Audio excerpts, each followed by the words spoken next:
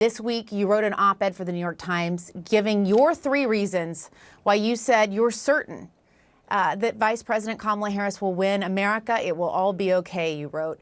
Every poll so far has shown this could go either way. Our new CNN poll shows the 2 candidates locked in a tie at 47%, and our latest polling average, no clear leader. James, why are you so confident? Well, I think I laid it out in a Times piece. We have more money, we have more organization, we got a lot of things. One of the things that I didn't do because of space limitations that we're seeing is we have incredibly more surrogates. We have 2 former presidents, we have every kind of cultural, entertainment, athletic surrogate that you can. He's got nothing. RFK Jr. Okay, fine. Please, Red Rover, send RFK Jr. right over. And I am, if anything, more bullish on her chances today than I was when I wrote that. And I think over the weekend, we're going to see some polling that's going to show her in a somewhat improved situation. And the way I see this thing closing is on very favorable terms to her. And every piece of information I picked up today, both statistically and anecdotally, seems to be pointing in one direction. And I think the direction is she's going to win.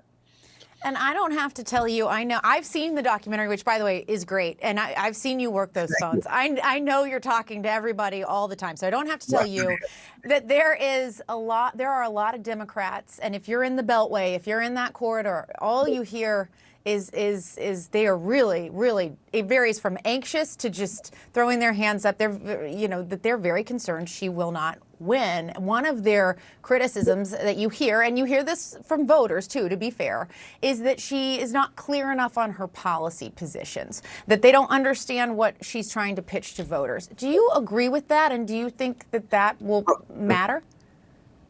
Well, frankly, that's a money question. Thank you so much for asking it. And Democrats are, a lot of them out here in Los Angeles. And if you want to see some lame, nervous, panicked people, come to the west side of Los Angeles. I was in Manhattan, go to the upper east side of Manhattan. I mean, these people live petrified. I don't live like that. And by the way, when people say, well, James, she's just not clear enough on the positions. Let me say this. Donald Trump is very clear. He says, I am going to use the military to arrest my political opponents. And then they dispatch, Lindsey Graham goes on TV, or Mike Johnson, and makes an utter fool of themselves and says, oh, no, that's not what he really means. Then he comes back and says, no, I really mean it. So understand exactly what is going on. He's going to have a rally tomorrow night at Madison Square Garden that is going to mimic a Nazi rally of 20 February 1939. And you know what the media is going to do? Said, well, he had a rally that mimicked Nazis, and Kamala Harris was in Tucson and had 12,000 people for a rally. It's not the same thing. And we got surrogates coming out that are going to point this out.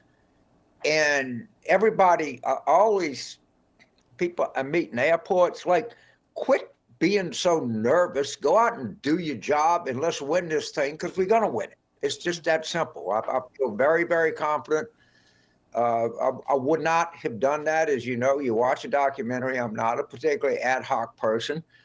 And before I arrived at that decision, I talked to a lot of people. I looked at a lot of data. In 4 days after I wrote it, I'm more convinced than I was when I wrote it.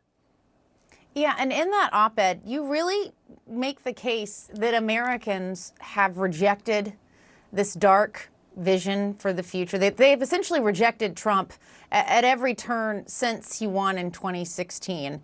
And I'm curious, what makes you believe that Americans will do that yet again? Because you point to the fact that 2022, 2018, 2020, you go through all of those elections.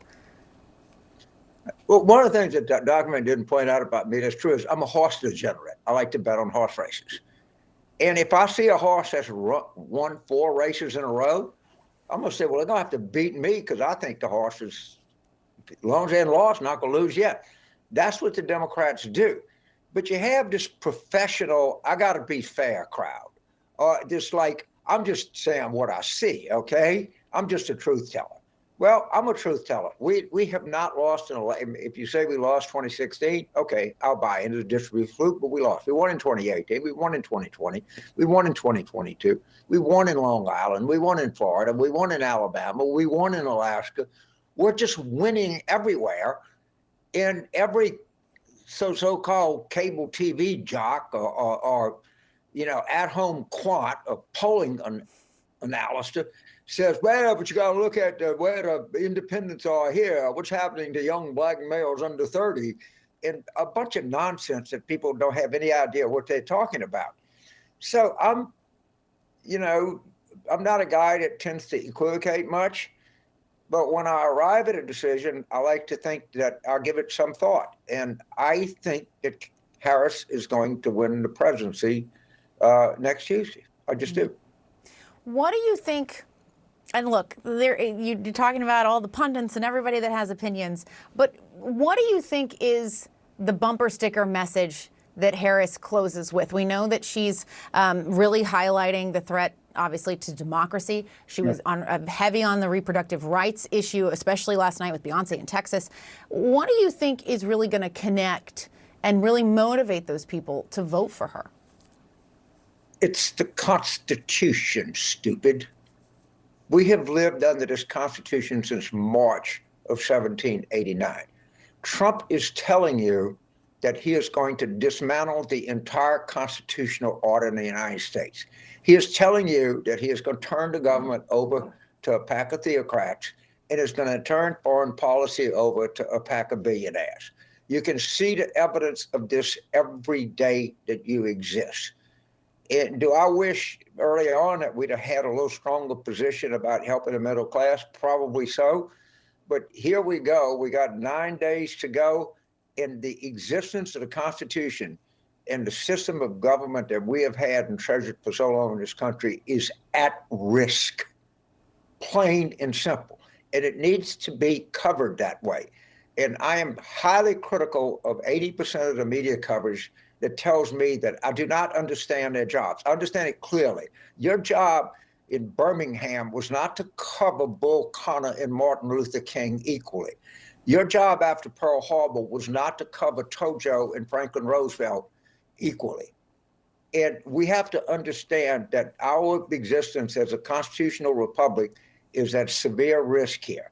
And we have to explain it to people in plain, unambiguous, everyday language that our children are going to accept the consequences of our negligence and our fake fair coverage that people come out with. So that's what I think we should do between now and Election Day. Yeah, it's the Constitution, stupid. That's it. That's what you're saying the bumper sticker should be. I'll try to come up with something better, but for right now, I'm going to go with the Constitution, stupid. That's what's at risk here. And so on that note about coverage and how you think it should be handled, we see the Washington Post, the LA Times, the editorial boards choosing not to endorse a candidate, announcing this less than 2 weeks before the election, obviously. I have a feeling you're going to say that the Washington Post endorsing a candidate is not going to move the needle for most of America, probably almost all of America. But what do you think it says more broadly about the fact that they're pointing a finger at Jeff Bezos and said we were all ready to go and that's why we didn't do it? That's something that people instinctively know, and this does nothing but prove it, that corporate power is responsible for a lot of public opinion in the United States. Now, you said something I want to address, that really, what good does it do if the Washington Post endorses somebody? I tend to agree with that. In down ballot races, for maybe state judge, city council, state legislature, it may matter. But what I think is going to matter is it's so public that they didn't endorse someone. And at the same time that you have Jeff Bezos ordering the Washington Post not to endorse anybody, at the same time that you have the gentleman that owns the New York Times ordering them, the Los Angeles Times, you have reports that Elon Musk is talking to Putin on a daily basis. So everything is being outsourced to corporate power, including foreign policy. And domestic policy is being outsourced to Project 2025, which wants to return a theocracy to the United States. That's not in the Constitution. That is anti-constitutional.